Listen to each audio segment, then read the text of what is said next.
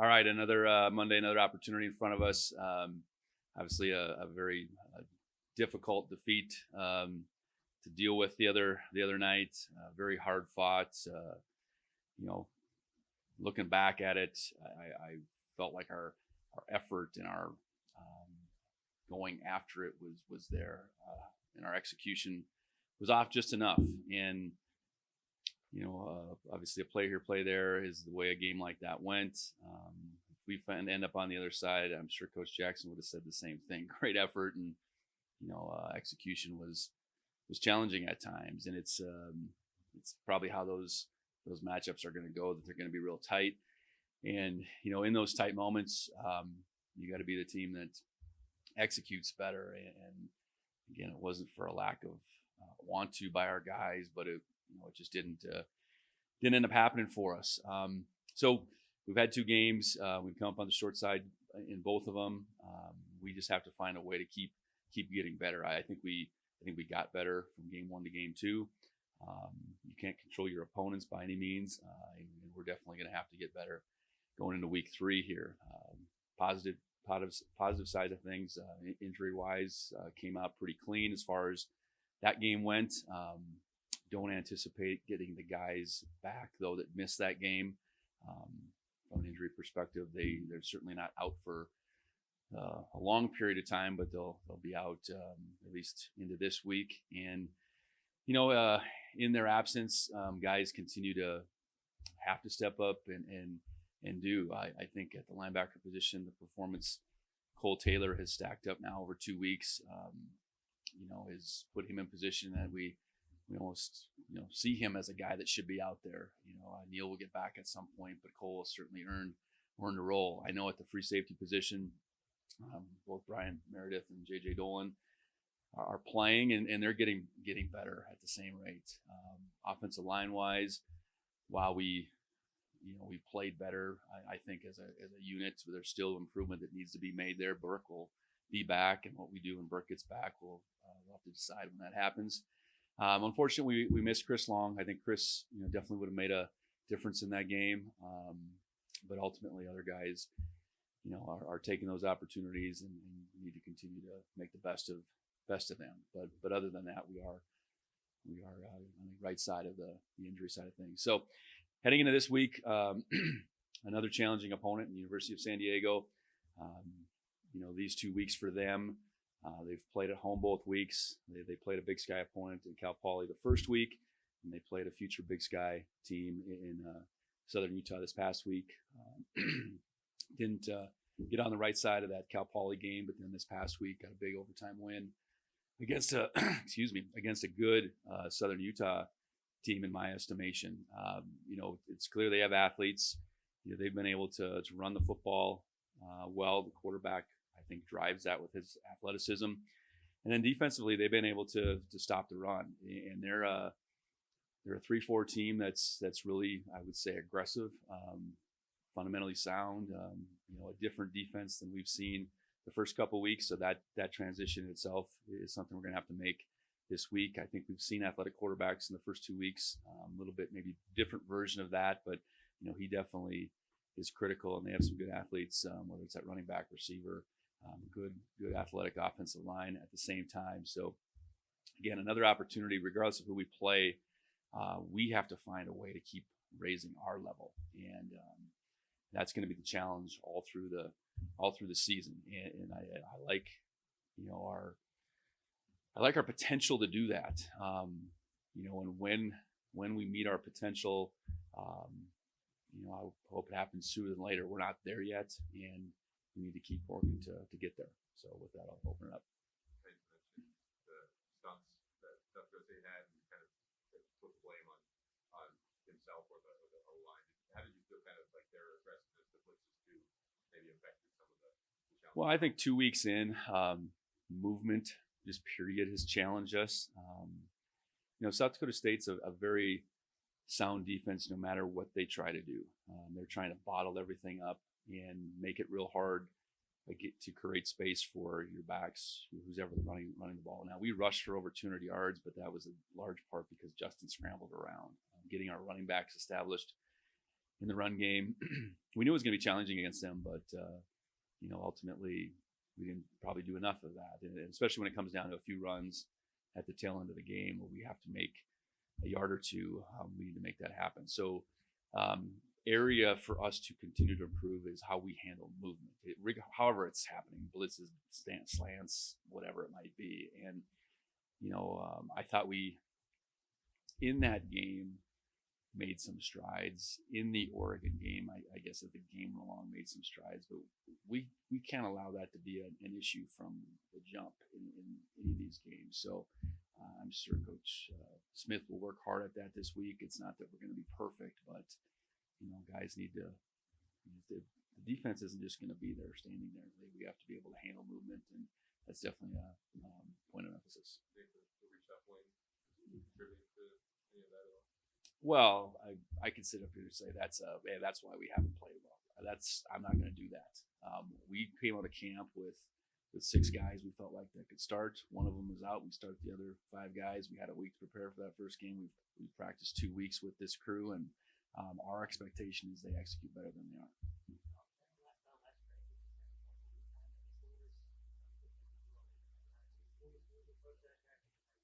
We had a minute 12. We had no timeouts. We had to probably get to at least a 35 to give ourselves a chance. And we didn't do that. I think we got, like a defense should, they force you to check down inbounds and weighing a short gain versus that clock rolling is a real challenge, and ultimately we get ourselves, I think there was 11 seconds left. We needed to cover probably 15 to 20 yards, and Justin ran. We had a guy wide open kind of right in the middle of the field. Now he had to be a little patient and know that his only play there was to try to make a throw. It wasn't to run, because even if he runs, the only thing he could do is score, because otherwise we would have ran out of time. So our approach was to score. Now, I know we ran it on 3rd and 7 because at that time we only gained 3 yards on 1st and 2nd down. I certainly didn't want to have another incomplete pass and give them another chance. So we ran it for a 1st down, then we were going. And so some level of being able to move the ball, but ultimately not enough to give us a chance. And even on that last play, we were about midfield. So prefer to throw that ball out of bounds and at least get a Hail Mary shot. So anyways, I was very happy our defense allowed us that opportunity to get the ball back and do something with it. And there's going to be more 2-minute opportunities as the season goes along. We need to be able to execute. We got the field goal before the half in large part because of the long kickoff return and the long scramble. We did get that done, but those points at the end of half, end of the game are obviously critical, and you got to be really function at a high level in those situations, and experience is your best teacher. We practice it every Monday morning, and this morning we got the kickoff and we made it, and hopefully the next time we do that.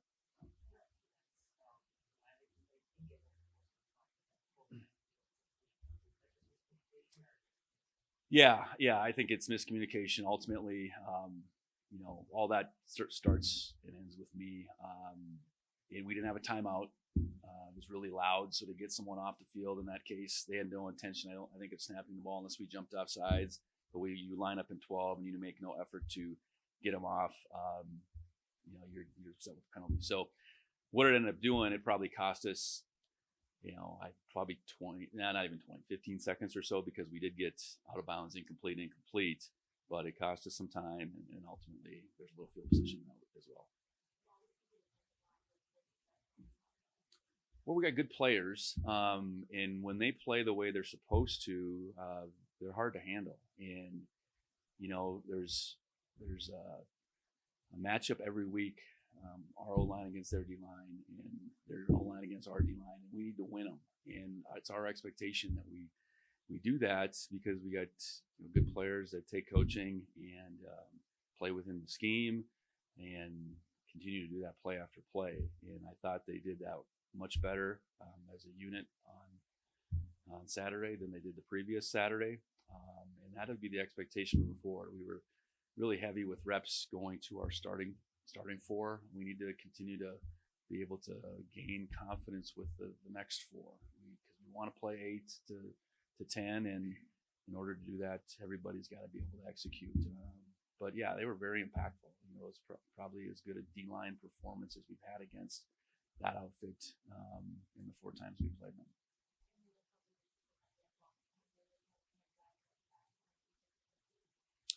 Well, I'd say this: it can't happen again. We hadn't had a punt blocked in 4 years. So we get 2 in 2 weeks. And typically, you get a punt blocked, it's going to be a large contributing factor to you losing a football game. Punt block, punt returned, whatever it might be. And in our level of execution on those 2, plus the other one, we got pressure at Oregon, hasn't been good enough. So we were schemed up the right way. Have we understood the scheme exactly how we need to, and then executed it? Obviously not. It hasn't been a matter of snap and kick on either of them. Like we have 2 young players there in Brody and Colby that they haven't been a contributing factor on those 2 blocks. So we got to get it figured out. I think it's really as simple as that. And I like the fact we've punted 14 times in 2 games. That doesn't help either. Third down inefficiency, 25% Oregon, 20% on Saturday. Causes for that, and fixes that moving forward. Well, we were 5 of 15. Yeah, I mean, which still isn't good enough. I know we want an edge there, so we were 5 of 15. They were 1 of 13. And if you'd told me we'd rush for 200, maybe 1 of 13 on third down, and we'd lose the game, I thought you'd be crazy. But now, how did we get to our 200 yards? I'm answering your question here. We weren't good enough on first down. I think that's probably the biggest thing. We ended up with 4 3-and-outs, 3 in the second half. And that's first down execution. It's being able to run the ball consistently, and or short passing game be able to be as efficient as possible. Mixed in there, though, there's a 3rd and 2 early that we didn't pick up, and ultimately, it's a 4th down, but the 4th and short we don't get at the end of the game. I mean, we have to be on point in short yardage. We got to stay out of long yardage. So, it's probably a matter of that 33% being in that game, say 45%. That's really would measure success. And ultimately, you kind of go as your situations go. The more shorts and mediums you have, the better you're going to be. And that's not third down. That's what are you doing on first and second down to really gain consistency. So we were too inefficient on those downs that then led to third down being what it was. On the block team, you had a few good plays. Carson's tackle, the pressure on the one that you returned, and then the Mason Deptford getting the tackle for loss on the long punt right before it. What have you kind of just seen as the reason for success there? Well, I thought, you're sitting there thinking, boy, this is a battle of punt teams. Honestly, I thought their punter did a really good job of making it hard for us to get anything going on the return side. Got the ball really high in the air. When Taco did have a couple opportunities, there wasn't much there. He pinned the ball well. I know Colby ultimately mishit 1 in there. We got the 1 block, but then he really came through at the end. And you mentioned that tackle by Carson. That was huge because that was not a good punt. It was in the middle of the field, and without Carson making that play, we're in trouble. We dialed up the pressure at the right time, and we were able to return the favor and get a big play. So, I mean, the ebbs and flows of the punt teams were in a game like that. I think ultimately still leaned to them because of how well they punted and how they kept Taco at bay. But we have some guys that can cover. We have some young guys that their primary role is on special teams. I know you mentioned Mason. He's certainly one of them. Seth Brock gets a touchdown. He's certainly one of them. I know Carson's playing a little bit of offense, but he's a factor. So I think those units are gaining experience and making progress, and how important just that punt versus punt battle goes each week is really important. You talk about turnover margin, third down battle, red zone touchdowns, and the way the kickoff is anymore, it's really about the punt teams. How does that field position piece match up? And unfortunately, we lost the turnover battle. While we won the third down battle, we didn't win it by enough. They scored one more red zone touchdown than we did, and then they had us in that punt. So we're making progress in all areas, but we can't get a punt blocked, and we got to be able to make plays, which we did, but it ultimately didn't quite balance out.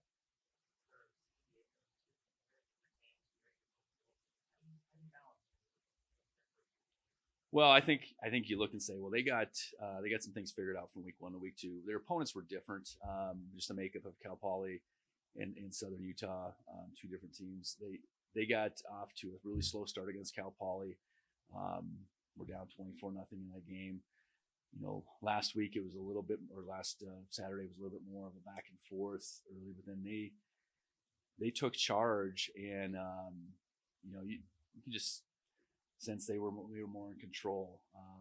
And the nature of what they at least have aimed to do these first couple of weeks is be balanced, take what the defense gives you, run the football. So if you allow them to be balanced, which includes running the football, they can cause some problems. On the flip side, their aggressive nature. If you can't make some plays in the passing game, that's going to be hard. And I think Northern Colorado or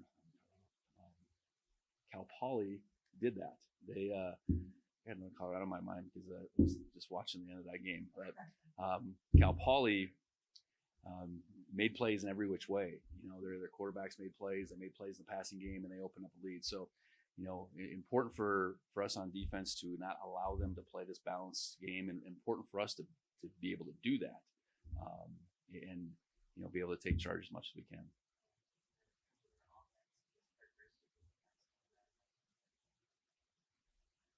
Well, it starts with the quarterback. He's really an electric guy. I think he's running the low 20s right now as far as carries, but they've been very productive carries. His ability to escape and make plays. Passing is showing up too. He's the type of guy you want to make one-dimensional. You want to eliminate that ability for him to be able to run around, but I think that's going to be a challenge. The running back's been highly productive. He's got a lion's share of their carries so far. And then receiver-wise, they have some good size and athleticism. And then I mentioned, I think offensive line-wise, they're a big group. They're an athletic group.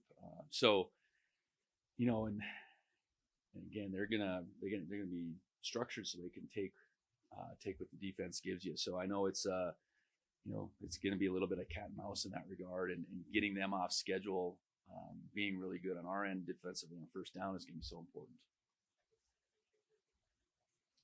Well, I think aggressive, and they got some good looking dudes. I know that in front. They're more of a traditional 3-4 team where regular downs they want to play with 3 down linemen and do the things out of that creates problems by just getting hats in the box and be pretty aggressive on the outside in their coverage, leaving guys on islands. So that's why I say, you have to make some plays in the passing game. It just can't be about running every down, and we got to be creative. And again, for us to be successful, it goes back to the recipe. We have to be good on first down. And they have a good pressure package that just shift gears for them a little bit on third down, where they adjust their personnel a little bit. And the tale of 2 games for them is it's been their ability to be more in control of those situations. Yeah. Yep.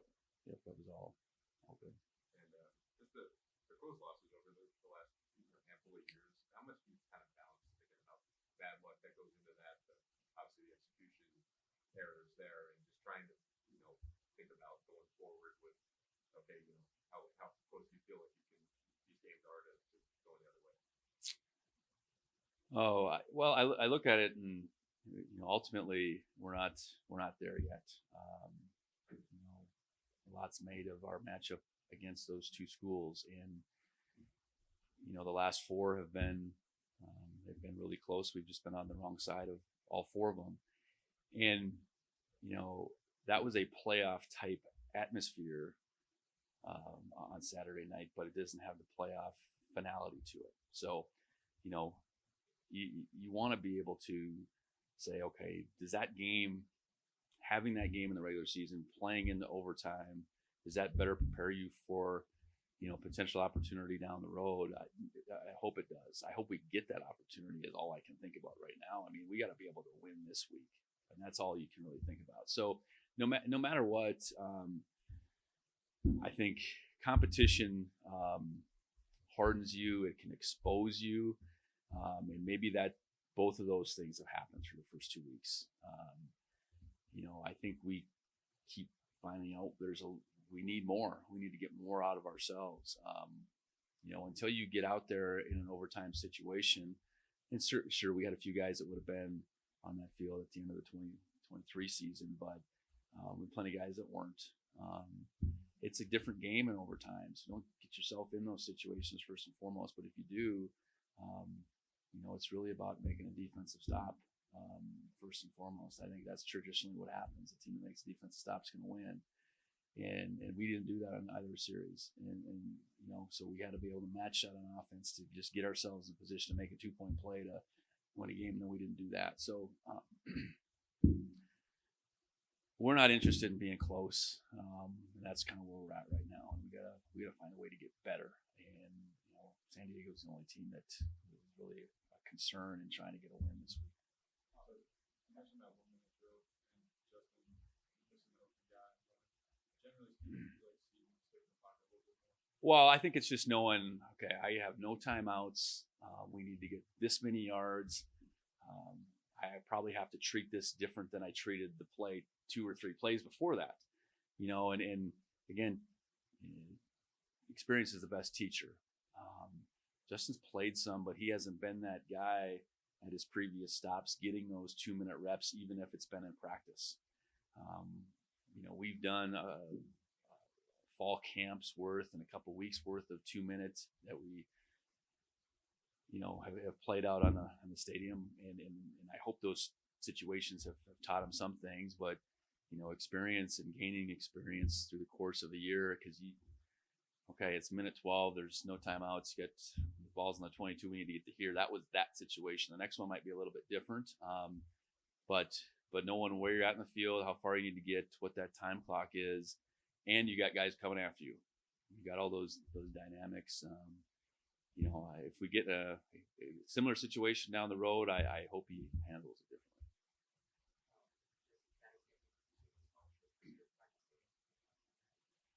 Yeah, started last year, and it's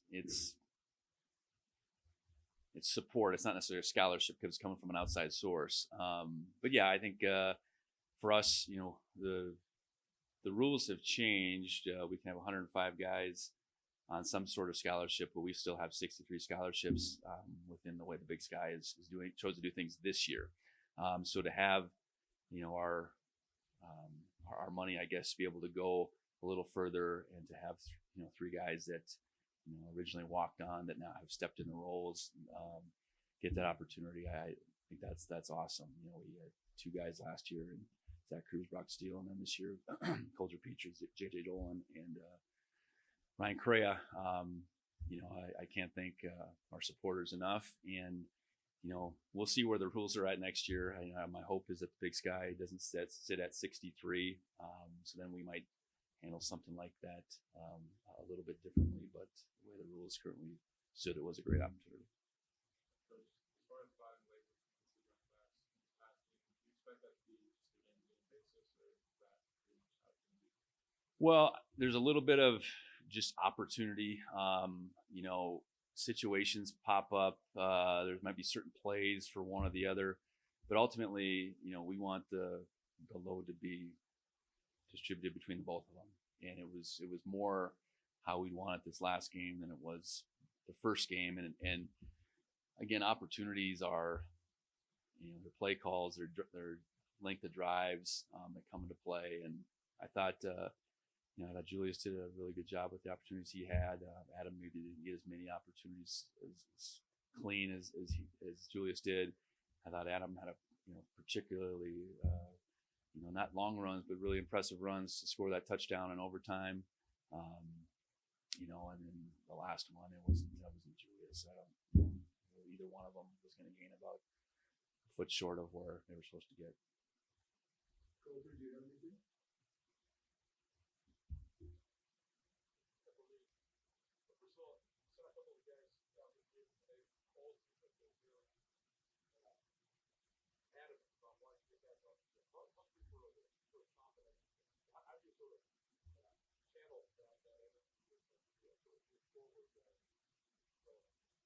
Well, we have to put the work in.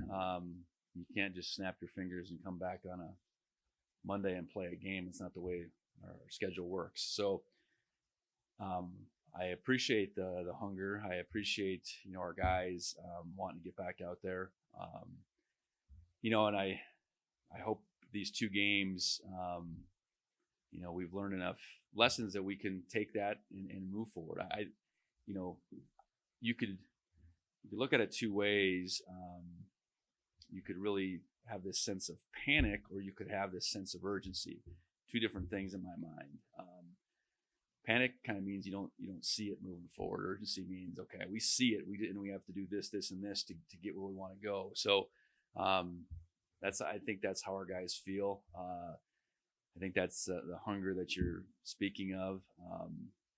I think our guys clearly understand our expectations here, and we haven't met them in the first couple weeks, and that's not the result necessarily. It's just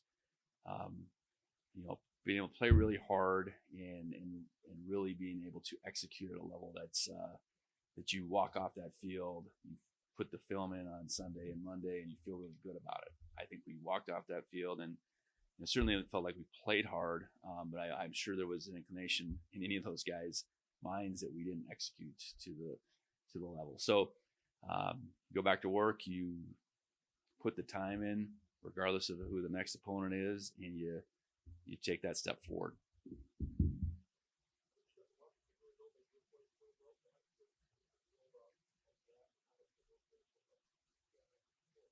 Yeah, I think it's important. You look at, I'd say two guys in particular, Hunter Parsons and Alec Eckert, probably played their best games as Bobcats, and that's to complement Paul and Kenny, who have been very consistent. So hey guys, there's a new standard in town. I'm talking about those two in particular, Hunter and Alec, and if that group of four can consistently be at their peak, then we're going to be hard to handle. And I mentioned earlier, we have to figure out how that next four can maybe not exactly duplicate that, but they can be then close to that, because then we really have something. And it wasn't so much that those next four did anything particularly wrong. They just didn't play as much as we need to, and then that reflects back on how they've been practicing more than anything. So for that group of 8, I think continue to say, hey guys, this is the expectation. You guys need to drive the train here on defense, and you can all do it. Now, just keep doing it and add more guys to the mix.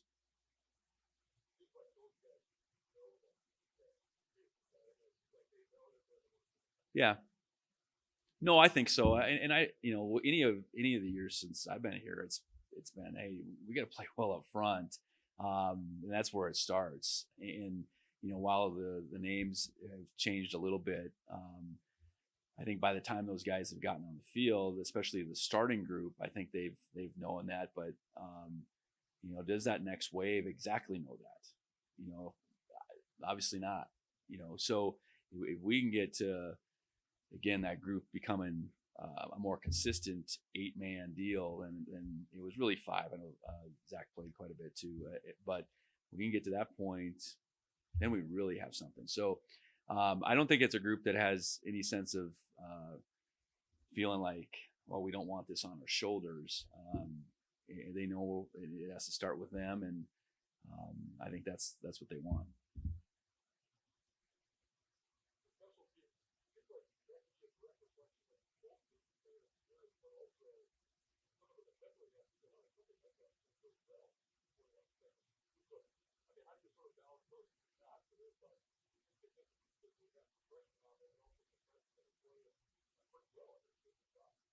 Yeah, I think that's a great observation. That we've talked about. Our special teams units have been older the last couple years. Maybe not any more talented, but they've been older. So even our preparation and how we practice and those reps really leaning towards those young guys and just trying to build them up as quickly as possible. Um, we've definitely shifted that focus, but it hasn't been the level of consistency to this point that we need. But it's those guys not allowing the moment to be too big for sure, and it's certainly about them understanding I'm on the field because the coaches believe in me now. I need to execute like I've been doing this for a while, and now we got 2 games behind our belt. So it's our hope that continues to grow, because going out there and the bullets are flying and there's 22,000 is different than a Tuesday morning in an empty stadium, and being able to make quick decisions and be able to execute the way we need to is challenging, but it's a challenge we need to not only accept but execute, because I think our talent and our speed on those teams should allow for us to be a team that walks away from every week and has an edge in the special teams game, and we clearly haven't had that the first 2 weeks.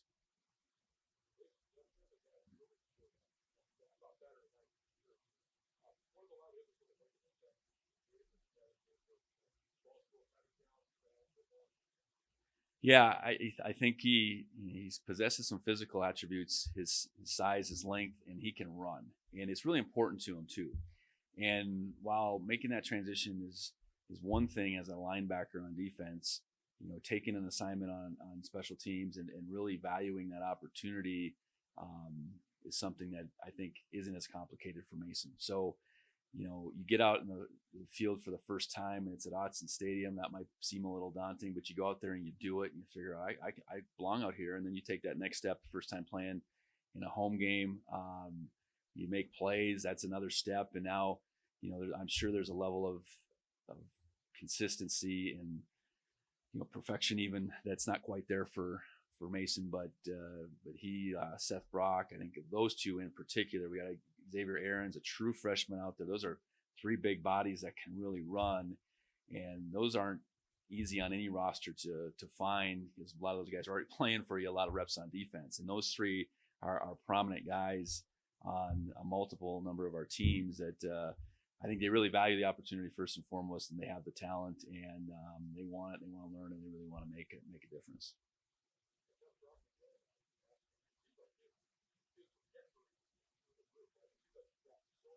Yeah.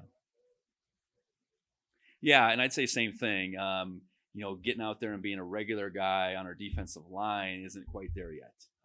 Is he going to be maybe a pass rush guy at some point? Maybe, but I know that we think he can make a real difference on special teams, because he can run and he's fearless.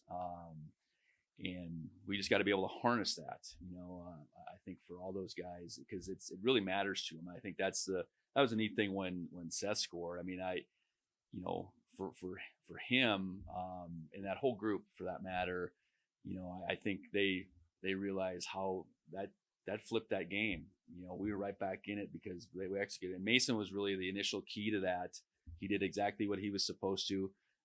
Get upfield, make it hard on the punter. The punter had a lot of indecision, ended up missing the ball, and it went right into Seth's hands. So we need those guys, and I said Xavier too. Those 3 in particular to continue to show up. Where anybody watching the game, who's that 33, who's that 91, who's that 43, whether it's running down, covering, or whatever.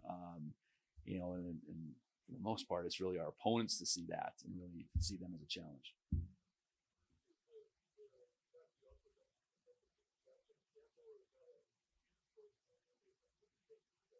Well, our roster is just young in general. I think so. That's a decision that we made looking at last year's roster. We knew we were going to lose a big number of seniors. We knew that we wouldn't have many seniors this year. We have 9, and that's adding a couple guys I suppose, to that mix. And then, but it's looking at our young talent to say, are they ready to take on more prominent roles, offense, defense? At minimum, are these guys, going to be a factor in special teams? And mid season, we felt that we didn't feel like, we needed to reverse course. So we brought in a big freshman class last year versus bringing in a group of transfers that would have made us older. But the makeup of our roster, the senior group was the initial group that had been signed when I got the job. We don't got a lot of those guys left, and it just is what it is. And instead of trying to replace that group, we've continued to recruit young guys that, there's an evolution to who they become here, and it starts with playing special teams in a lot of those guys' case, and evolves as they go along. But that's kind of been our recipe. It just so happens that the average age is a little bit younger in those groups this year.